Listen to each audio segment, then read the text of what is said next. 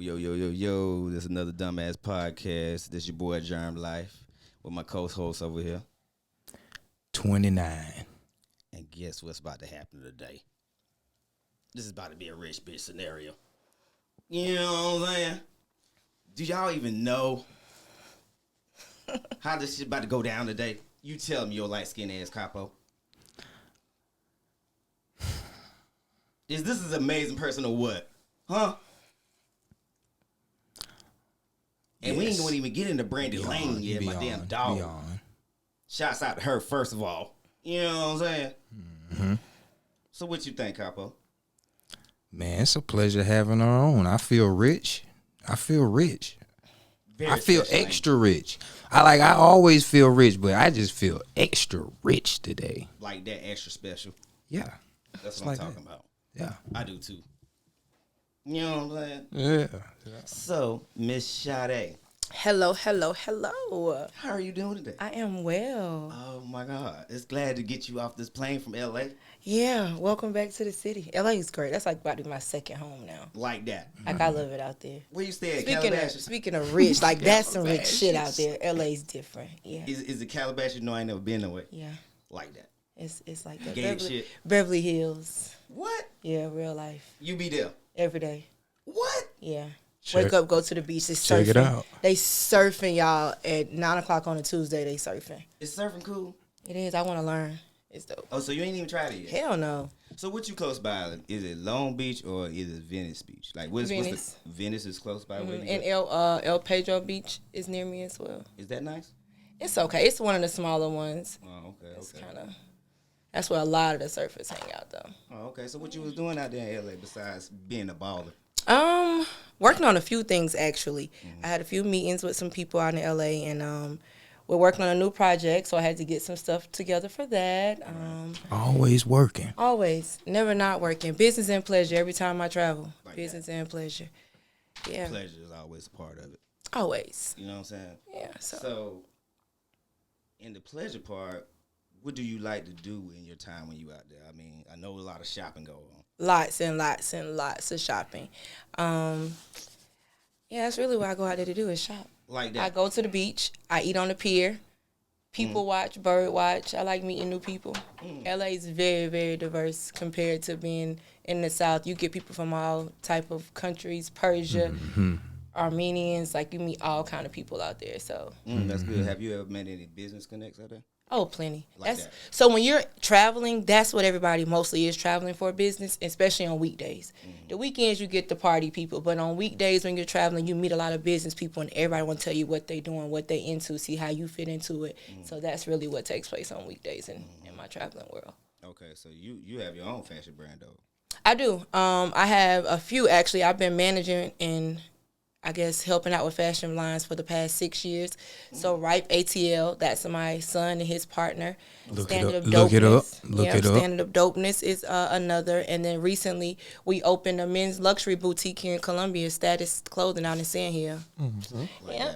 29 wearing one of our D-Star. I'm wearing some of our C2 Vostack joggers. So you know what I'm saying? I gotta come check us out. Come get your status up. That's what we're here for. You know I do. I need to grow up. You know, I'm kind of old school. I need to grow up. Yeah, we got a nice staff and a nice crew. We'll get you together. So what got you into fashion 6 years ago? I don't know. I've always been into fashion. Like I've always liked putting clothes on. Yeah, thank you so much. Yeah, but no, I just always liked clothes. And my son he really took the lead on the fashion. He told me that, you know, clothes don't have a gender. He started putting colors together that I wouldn't think about, and we just kind of ran with it. Like a family business. Yep, family business. Yep, for sure. He just turned 20 on Friday. So he has an eye for fashion. Yeah, he does. Real good. He really does. He's very sharp. They be rapping and shit. All them boys. And they all grew up together. Like they're close. Like I know people probably don't know that. Like we are as close. Like this is really like my cousin. This is really one of my bros. Like we kind of came up together. Definitely. Like so our kids are just like that. Like Rima's kids, my kids, our kids, Brandy kids. their cousins. But in our family, we don't really have cousins. We all siblings. Yeah. So right. Okay, sidebar. You know I got to get into Brandy Lane. How you stopped her from being gangster? You gonna have to tell me how you got her. Did she ever look, be you know, they like, right, yeah. Did she ever be the rich bitch ass? Keep it real.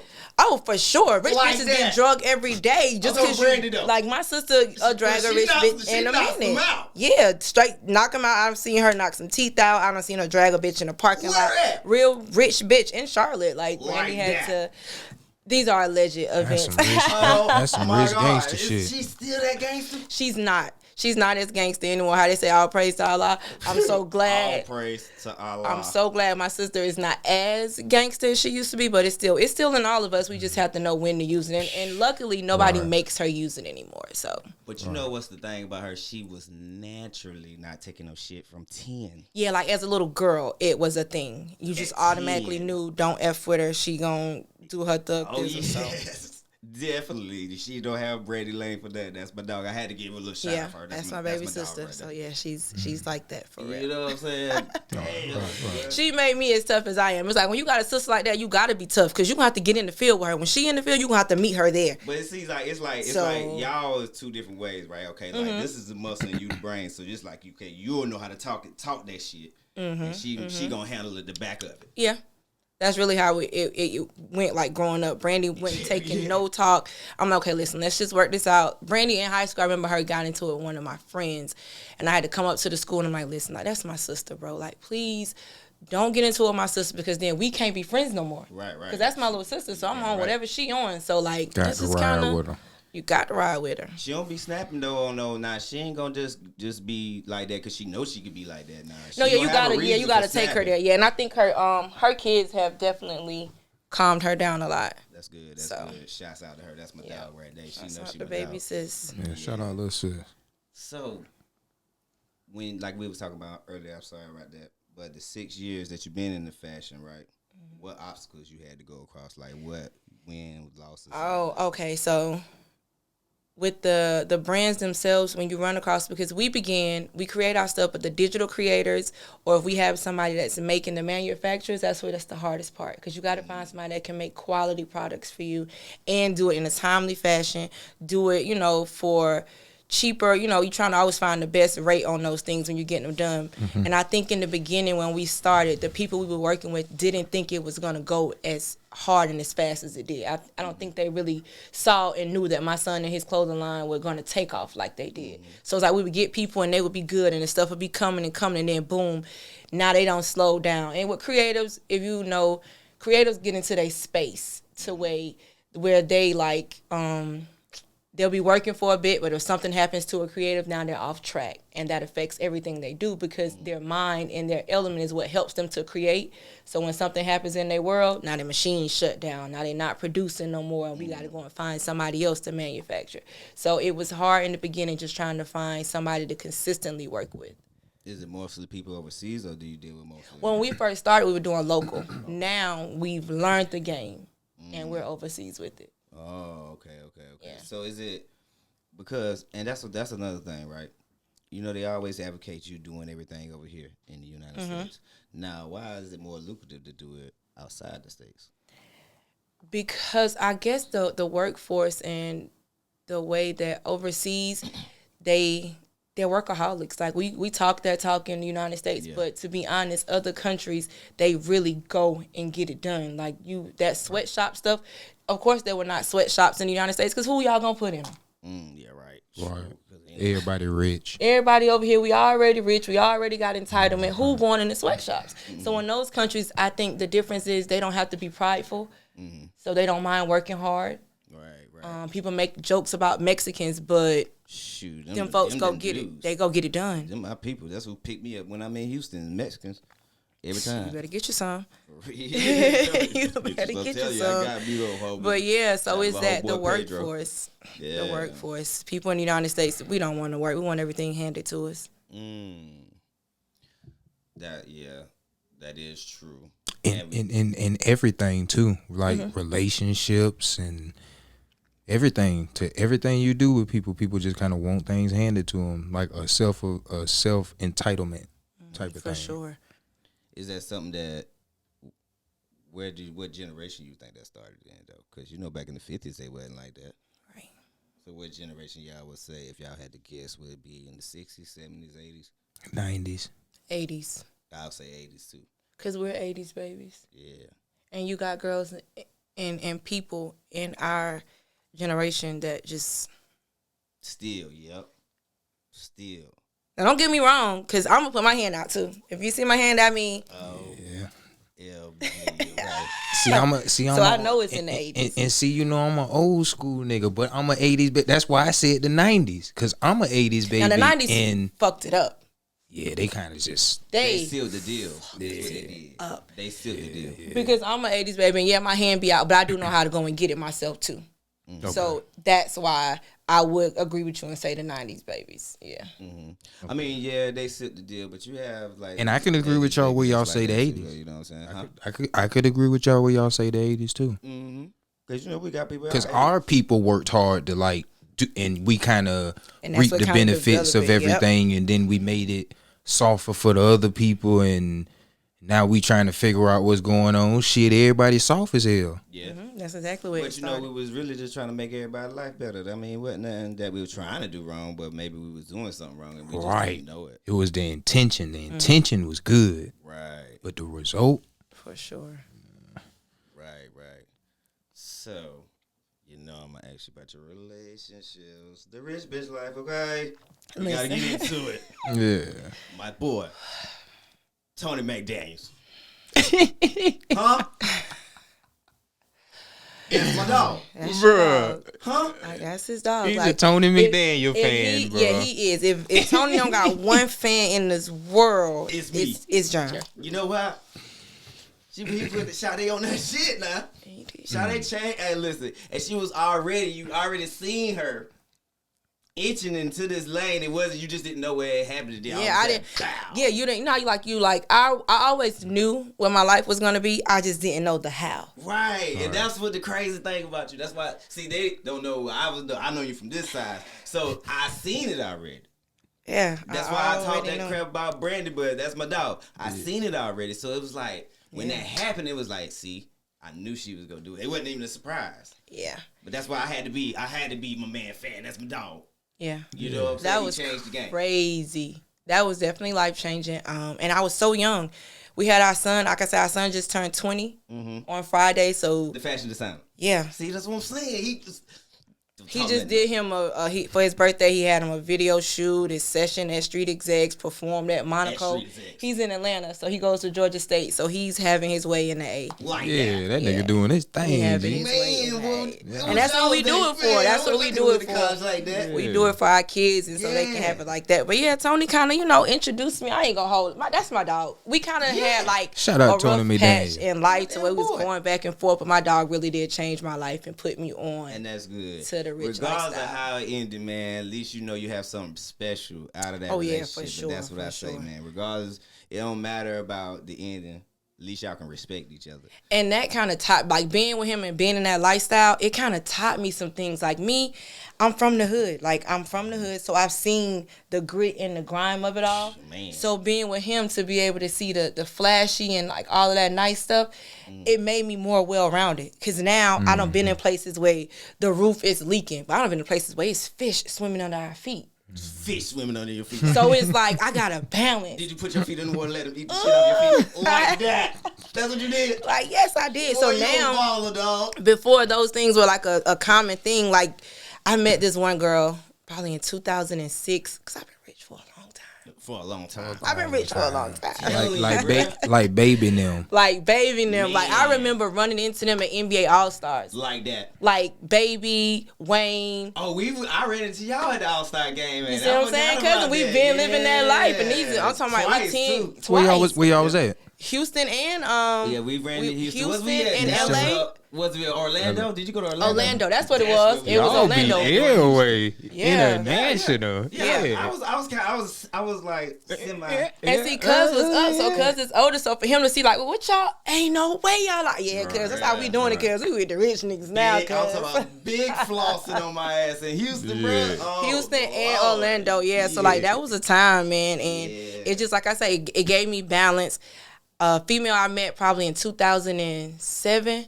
And I ran into her again just recently. She was like, I'm going to give you your props. You was on that rich bitch shit before anybody was out here doing it. I'm like, yeah, I kind of was. I don't give myself enough props. I really But you ain't flashing like that. I'm not. So when if a person didn't know you, they wouldn't know you. They wouldn't know. You would have to be in my space. And the way my rich is done, I'm rich through my kids. I'm rich through my family, my sisters, like my friends. I ain't into all of that.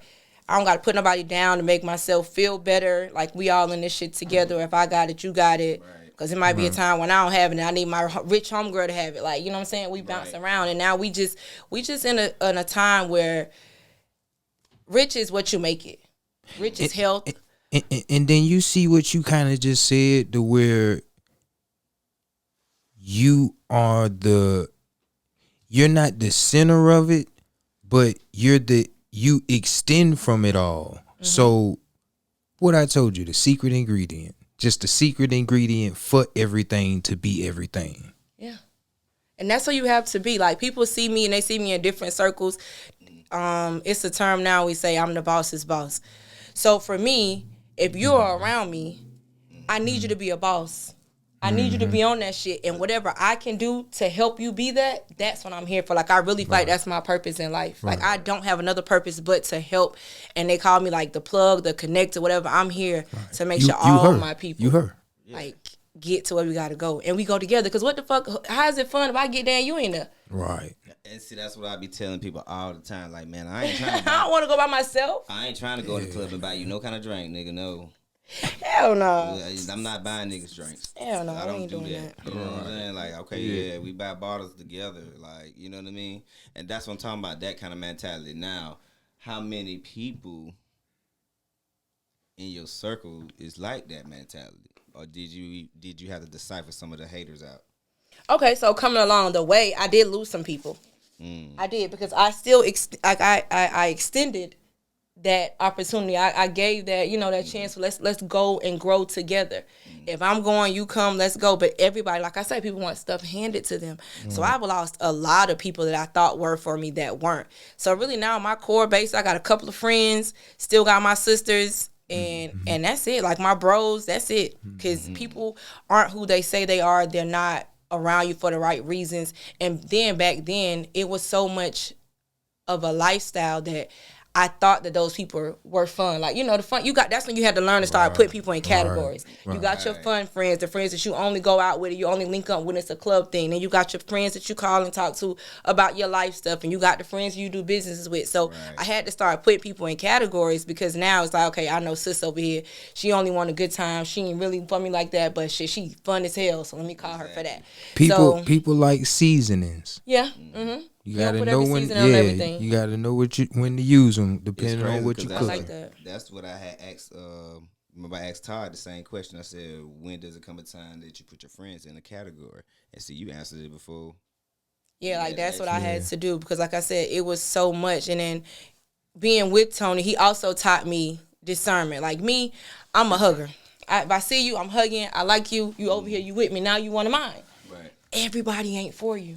And so that was really hard for me to decipher in the beginning, because I'm like, no, they cool. They wouldn't do that to me. Right. And even sometimes now in adulthood, that something that happened to me, I'm like, oh, no, that person ain't do me like that. And it's hard for me to believe. But some people just ain't shit. But I'm saying, did he see it in like your close friends, or did he see it like in people that y'all just, say y'all met interacting? Well, for me, everybody's a close friend, because I'm an oversharer. So once you're in, you're in. I don't have I don't live in judgment, so I don't care showing every part of me. Right. So people will know every part of me, like I'm an oversharer. So it was people that I consider to be close friends, but he was telling me, like, she ain't for you, this one ain't for you, that one ain't for you. And so he really did teach me that, and it taught me along the way now to look for those signs, because the signs are always there. Yeah, you always. I was just about to ask you. So what signs did he point out to you that he know for certain people? So the jealous behavior, things of like cattiness with girls, he taught me, like, a real friend ain't doing that. A real friend ain't being catty. They not going back and forth. They're not trying to embarrass you. So this is a prime example. We had a friend girl, and it's like when we get in a group of people, she's always trying to say things to like put me down. And it was like, why are you doing that? So it's like the jokes. That's what he taught me. 10% of every joke is true. So you have to be careful of when a person's joking on you in a room of people, in a group of people, because they're making it into a joke, but that's how they really feel. 10% of a joke is 10% of every joke is based on truth. You're a comedian. That's new for you too. No, but you know, so a lot of your jokes come from truth. Yeah, but you at least 10%. To accept the joke, you know, I was just thinking about somebody saying a joke on me when you said that. Yeah, and it's like, well, damn, dog, what? That's where you coming from with it. Yeah. So when somebody crack a joke, look at him and be like, all right, now, so is that really how you feel? So it was like that was the biggest lesson he taught me. That girl, every time we got in the room, her jokes would be centered towards me, and it's like, sis. Exactly, yeah. Back then, I had buck teeth. Right. Okay, why we talking? I had buck teeth my whole life. Not no more, though. Stop you, though. Not no more. Like, before. I never had anything to be insecure about. Buck teeth, eczema. I was 100 pounds. She thought it to make herself look better to put me down. But I always carry myself on my head up. I have no reason to feel anything but love for myself. And see, people don't realize it ain't all about looks. It's a spirit too. Like, a person has a good spirit. Yeah, you got to be a good person. You could be as fine as wine, baby, but you got to be a good person. Right, like. Man, that's that LA shit when you find you a real pretty girl and you just go pick her out of a basket some damn way. Not over here. Your ass better be smart over here. Yeah, you gotta have something to offer. Yeah, bro. Like, you know. Flat soda. Flat. Hey, that was a good one. Flat soda. I've seen that before. Nobody want no flat soda. Flat soda. So, still, and you have so much good stuff to say about them. So, how did this end? Life, man. It was just me. Outgrowing each other? It wasn't even that. It's just certain things that come with that lifestyle that back then, I wasn't with it because I was new to it. Mm-hmm. So, like, I see people talking about Diddy and Diddy, all his bitches, and, you know, he a billionaire and this men out here with $8 and they got women. Okay, cool. Okay. For me, we was in Florida. We in a different state. I don't got no family here. All I got is this person. But this person is moving around. His life was, you know. Kind of fast. It was kind of fast. Mm-hmm. And it was like, okay, do you stay? Do you go? Okay, let me bring my friends to kind of help me accept it. But it was just certain things that I wasn't going for. Like, I'm a rich bitch too. So we're going to have to treat me the same way you want me to treat you. Like, it go both ways. You know what I'm saying? Right.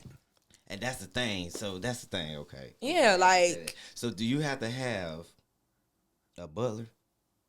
Because it don't seem like two rich people could get along for too long.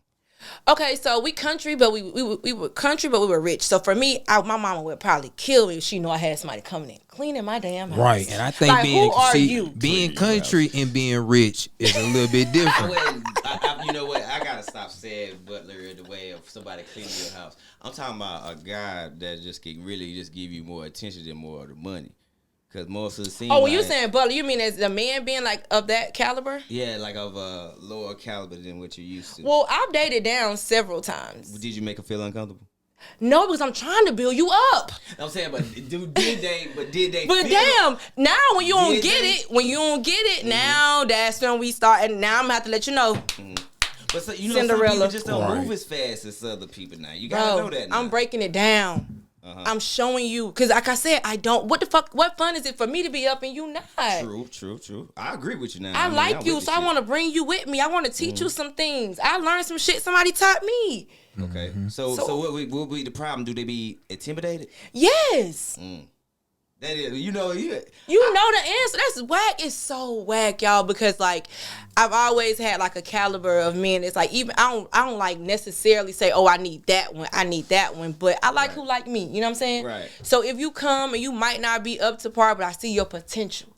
I used to tell one of my guy friends out, he's like, I'm broke. And I'm like, no, as long as you broke and not broken, I can work with that. Exactly. When you broke in, I can't do nothing with that. Because it's temporary. But when you broken, you got to go. So if you broke, I can help you get unbroke. But if you broke in, my dog, you got to move on. You got to slide. You got to go back to the tour factory. I can't do nothing with broken. The tour factory. That's crazy. So, and I know that could be intimidating to some guys, especially when they think that they're supposed to be.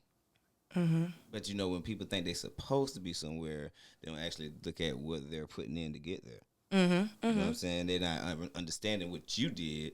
Or they just really want to just live your life without going through the shit. Again, like I say, entitlement. Right. And I really want men to understand you are supposed to be a provider. Right. You are supposed to be a protector. Mm-hmm. That's just it. That's no period right there. That's it. So don't feel as though this woman, she got it going on. So now you don't have to. You got to have it going on too. You got to meet her and beat her. I would want to do something. See that? Now that's the thing I think might be a lot of the difference with like when you say the 50-50 stuff. Mm-hmm. The 50-50 stuff is like it's times where shit a motherfucker ain't got something and this person do. It's about what she said. You wanting to be the provider. Like, I agree with that shit. Damn like, right. As a man, you gotta want to be the provider. Hell yeah. Yeah. I agree with that. And for me, I just feel like, right, if I'm gonna deal with a girl and be with a girl, and if she got more than me, I still feel like if we a team, I don't feel like it. You know what I'm saying? Like, I don't understand the jealousy. Yeah, like, I'm never the type. On the times that I did date down, people around me didn't understand it. But it's like I never made that person feel less than. Because I'm just not an ugly person anyway, so I would never make you feel like, I got more than you, I got more than you. No. Don't use me now. Yeah. And don't use me. And don't let me find out. You know what I'm saying? That's what you want. Don't let me find out that's what you want, because that pisses me off. Because I am like a wealth of, I'm a fountain of, knowledge. I care. You can be something to somebody without everything always being monetary. Right. It don't always have to be monetary. So are they willing to learn from you though, is what I'm saying? I mean, have you had one that was willing to learn anything from you? Yeah. I've had a few that were willing to learn. And like I said, with me saying everything don't have to be monetary, I had one guy that he didn't have it all together, and he's really one of my closest friends today. But when I say I didn't have to drive, I didn't have to clean up, I didn't have to cook. And so when that 50-50 conversation comes about and they're like, if a man is paying the bills and doing this, that, and the third, I agree. He's already going out to get the bread, and he come back home, he got to cut the bread, cook the bread. You know what I'm saying? He got to do all that. No, so this one person, I was the breadwinner. I got up every day, and I went to work. He took me to work. He cleaned. He cooked. I didn't have to worry about none of that stuff. I already been to work all day. Why I got to come to work again? Right. So that's what I was about to ask you. So that people don't consider that as 50-50? They don't. So why don't women consider that as 50-50? I did. That's what I'm saying. It worked for me. Yeah. It worked for me. I loved him down to the ground. It worked for me, baby, because, I don't like driving anyway. When is your birthday? July 10th. What's that? Cancer, the best people in the world. Uh-oh. Yeah, best Cancer. sign. Yep. Love my Cancer women. Yeah. And that's why, and see, I just asked Capo, I just said this to her, his homegirl. I said, if you're a woman of caliber, you're going to have somebody like that, because he gives you the attention that you need after you do what you do. There's nothing wrong with being that dude. But accept that dude sometimes in your life. You have to accept who you are. I think you would be with a Stedman. Yeah, like who, me? Mm-hmm. I don't know. Why you? Because Stedman became Stedman. He is up. Stedman is up because Oprah's up. He listened to Oprah. You just gotta still fit the bill. Like you gotta be fine. Nobody need to know you Stedman. Or you gotta carry yourself. Like, you know what I'm saying? Oh, he can't be not like Stedman. Yeah, you can't be a known Stedman. Like, I want everybody to respect my man. Like, you know what I'm saying? Like, don't be. They might still respect me just to be a Stedman, though, compared to you. And you gonna call him that? No, I'm not. Yes, you are. My cousins are gonna call him Stedman. My bros are gonna call him Stedman. Us even referring to Stedman as Stedman is like a lack of respect to some degree. I can't say that because I met him. I'm just saying. I'm just talking about the way. Y'all talking about people put it, in general. It's not a good thing. And no, it's like this. So why you want me to marry Stedman? Because I'm gonna tell you something. Stedman, like he was over here doing a prison thing, like coming over here, getting back to the prison, having people film us, his own document. So when I say Stedman, see, he grew. He got under Oprah. Okay, that's fine too. You see what I'm saying? Okay. So he actually listened. So you want somebody like that. You want a person that You want somebody that come in there with the money, and then both of y'all clashing because, he going to feel like you supposed to be more, how should you say, submissive to him. So, but you got your own shit, so you can look at you just shake your head. You already know you ain't about to be that. Well, no, what I'm saying is because submission and money, that don't go together. Because now we talking slavery, and we talking indentured servants. Because you want me to be submissive because you got money? Let me be submissive because you are worthy of my submission.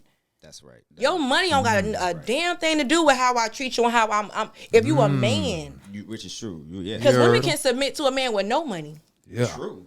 Definitely. It just depends on the persona of the dude. Yeah. You know what I'm saying? So but I don't feel like in your encounters lately. Yeah, I ain't a Let's talk submissive about type. your encounters lately. What about those guys? So that was a big thing in my last relationship. Me being such a strong woman, being so independent, I had to learn to submit. Like I did a whole therapy session on submission of my therapy how was that? That was a very, very, very. I did it with a therapist and someone that was like a sexologist type because all of that's connected. Submission, sex, the mental, all of that's connected. So I wanted to know how to fully trust this man because that's what that means. That's interesting. And for me, a woman that's always been on my own, have my own, do my own, if I'm with a nigga who got it or not, like I needed to be able to submit because now this is my husband. I need to submit to him on all levels. I got to trust you with my whole being. Right. And we say we want that, but we don't do that. We don't give that. We say we want to submit, but we are not willing to give up certain things. Right. And to truly submit, you have to be open to giving up certain things. True. Damn near everything. Yeah. You got to be open to that. And that was something I had to learn. And I did therapy on that. How have you been doing with it so far? I did well. You know, like I bought into it. I bought the dream. I bought the car. I drove it. And I took the motherfucker back. But the next time, you know, I go to the car lot, I know how to do it. I know I can. Something. You know, it's something. You took the car back. I took the car back. You took the car back? I took the car back. Damn, what it had? It was knocking. The motor was knocking. I think it needed a timing belt. Like that? Yeah, it was just timing. It was timing. A timing belt. Damn, bruh. The boy timing was off. Very. Hey, at least you know what it drove like. Hey. So now I know I can do it. Okay. I know what I can do. Okay. I learned it. Y'all had it down to a science. So this next go around, we're going to see. I'm going to challenge myself because now I know I can. Right. So I want to see me get in a situation and give it my absolute all to see what I can get back. Because I know me. I'm a person that looking at all my past relationships, I know my faults. Like I'm never the one to say, it wasn't me, it was him. No, a bitch full of shit. And I know in those moments when I was. Like, I know when I was on my bullshit. I know when I sat down and was on my good shit. So, you know, hey, next time I do it, I promise I'm going to do it right. At least you admit to it, though. So there's a lot of women that won't admit to they been on that bullshit, boy. They would not admit to that. Yeah, I'm around too many guys. Like, my bros, yeah. like my brother, Mac, I always say I taught him shit about females. Word. My brothers taught me stuff about men. So, like, I know what's up. You can't run game over here. Like, I'm with everything you on, I'm on. Shout out Mac too, man. Shout out my brother, Mr. Oh, Mr. Got some shit coming out. We need you up here, buddy. Yeah. That is crazy though. So it's really hard for you to be dating down here though. Honestly, just keeping it real. I think on both ends. I could imagine if I'm like because people aren't willing to just be both ends. They don't want to be vulnerable. To be in a relationship, you got to be vulnerable. Yeah. And people, that's scary. Who wants to show you who they really are? Who wants to tell you what they really feel? Because most people are judged or called crazy for saying their feelings or letting somebody know how they really feel. Now you look that weird. So it's like you can't be yourself. So what about them people? What some people call that's like kind of ashamed of themselves all the time? What's they called? You know, they got something. What the fuck is they called? I want to know what that is too.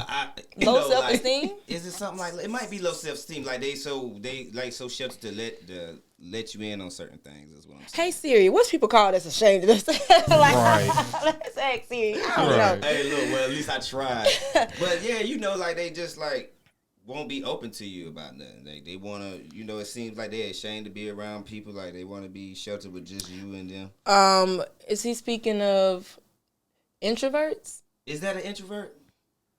Yeah, it might be.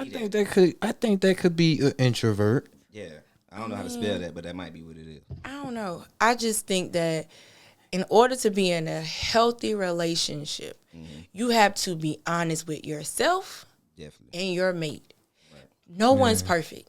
I pride myself on not knowing perfect people. But then you was like being honest with somebody else, and then being honest with yourself. Or 2 levels. Being honest with yourself, and then you having to deal with that, and then being honest with yourself to somebody else.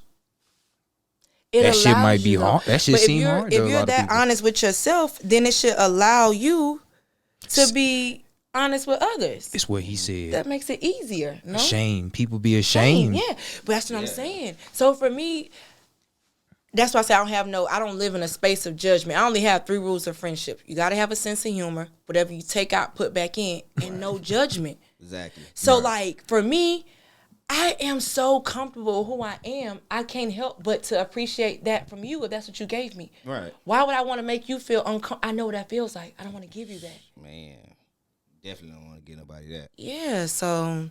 But it always seems like you get the opposite of what you give. Yeah. Now, my thing is you gonna meet me at the door. You gonna beat you at the door. Or you can hit the door. Like, I'm no longer interested in staying places that don't serve me any longer. Right. In any type of ship I get on. Okay. If that ship ain't serving me, I'm out of there. Friendship, relationship, business ship, all them ships. Family ship, every last one of them. If you ain't serving me, I'm out of here. I'm off this boat. Telling you. So, okay. Now, and that's a relationship. And we gonna, okay, I'm gonna ask you this. Give me something good. Let me talk my shit a little bit. Give me some good shit, Jay. Okay, because like sound like most of them men was emotional.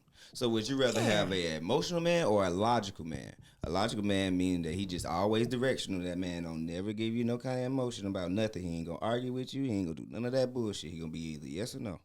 So me, because I'm emotional, I would love an emotional man. But actually, the last 2 men that I were with, they were logical, and that irked my fucking soul. Okay, tell me why it irks you. Because I don't need a father. I don't need you to be directional with me. Like, be emotional about you. We in a relationship, bro. Okay. You ain't my daddy. I don't need you telling me what to do. I need you to, you know what I'm saying? Oh, like, he was telling you what to do. It. Like, in what aspect was he telling you what to do? Like, just about, and not even to telling me, because I don't mind a man who, if somebody knows something I don't know, teach me. You know what I'm saying? But like, when you're doing it from a directional point and there's no emotional involved, then you therefore think like, now I'm a task. Yeah, that's like a boss. That's now a boss. I'm a task. Yeah, that's now like I'm a job for you. Yeah. I need you to love me through whatever you're trying to show me. Okay. So I need that to be emotional, not directional. Yeah, and see, that's more like dealing with your daughter or something. Yeah, like I'm not your daughter. Okay, so I mean, I be calling you daddy, but you ain't my daddy. So you're not my father. So out of all the men, have any one of the men been emotional? Because it sounds like a couple of them was. No, these men that be my thing. I'm talking about have you dealt with one of them at least being emotional? Give me one. I know one of them had to be. And Tony wasn't, not because he a real nigga. That's my boy. Yeah. He wasn't. He wasn't. Tony McDaniel fan. What about the third one you had told me about? He was the most direct, no emotion, no none of that. Like that. Straight up, across the board. And I'm just like, damn, dog, like, really? But I mean, that might have helped him through life, though. I'm telling you, man. I'm sure. So that's the thing. Hard. So that is true. That is what he used, right? Because even when it came down, I do business with my heart. I do everything with my heart because that's just who I am. So you attract directional men, and that's pretty much what you attract. They think I need that? That's what they think I need? Yeah, because that's your balance. Oh. That's your balance. Think about it. You do the opposite of who. If you get an emotional man, y'all gonna be in this motherfucker fighting and tearing down walls. And shit. Yeah, I ain't had a cancer man since I was 14. You gonna be crying, and you gonna be crying, and y'all gonna be arguing. And you don't want to be arguing with no man, do you? Yeah. No, you're right.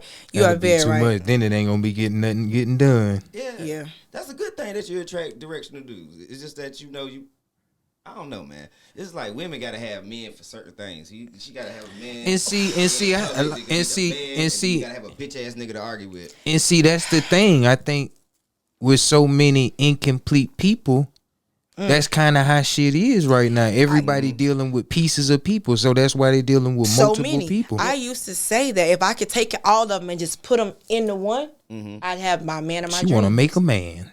Build a bitch. My brother did it. I can too. Right. Your brother like Mac, build a bitch. Man, that nigga, man. I can build me something. And that's what I think I've been trying to do all these fucking years. It took him 12 baby mamas. I've been trying to build some shit, and I ain't gonna stop till I get it right. Build the bitch. I mean, goddamn, you better be good by now. Shit. Huh? That's just my damn boy now. But shit, I ain't gonna lie, boy, that's hard. Now look, most of us been raised with nothing but our mamas though. Mm-hmm. So a lot of us ain't got to have the other balance. Okay, let me get into that. Because I'm a mom who raised a son, and I saw something on Instagram the other day, and the girl said to never marry a man that was raised by a single black woman. Shit, and that's I'm every like, goddamn body. that's half of the population of men out here, sister girl. So you gonna have to do something different from the start. But like, what is that? So you're saying men that were raised by their moms become directional? No. I said a lot of them have like. Or they lack the emotion. Of that man, and a lot of them be more emotional than they like to admit. Yeah, because think about all the people that's in jail. They do a lot of stuff for anger, and see that a lot of things got spiked. They say you got anger issues. That's the thing. It's kind of like that's the thing I was thinking about earlier. Like it's not knowing how to deal with the emotions and then acting, like it being action behind it. Right. Like everybody deals with feelings and emotions. You can't act on these things based off of this stuff. Right. You have to sit in this stuff and deal with the emotions and the feelings. And then you go and do what you, after this stuff subsides, and then you in different emotions and feelings, that's when you go do the other shit. Right. And see, that's what a lot of them don't get. They don't understand that. Like I was telling them, what I was saying to that fool. But I was always telling him, man, you got to get the bitch out of you. I had to realize I had a lot of bitch in me. You know what I'm saying? Now, you got to think, certain kids ain't raised certain ways. Like, even when we, for example, like, how we'll be out here hustling just to prove something to another nigga and shit. Who got the biggest shit. Oh, y'all do that? Shit. What? Oh, people have admitted to doing that? It's a silent competition between niggas when it goes to hustling. I was talking back in the hood shit. Yeah, it was a silent competition. Okay. Yeah, that's why you always had. It's still going on now as grown men. I'm pretty sure it's stuff like that still going on. Yeah. It's still going on as grown men. I'm gonna keep it real. Like as a man, you ain't in a competition, but you don't want to be a sorry motherfucker neither. So you want to stay up on your shit. But I'm talking about like when you in cliques of dudes. Yeah, you know what I'm saying. A lot of them want to be one up on each other, and it's only for like what you say. I don't know if that's a recipe for disaster. It is, man, because competition is of the devil. Right. Comparison is of the devil.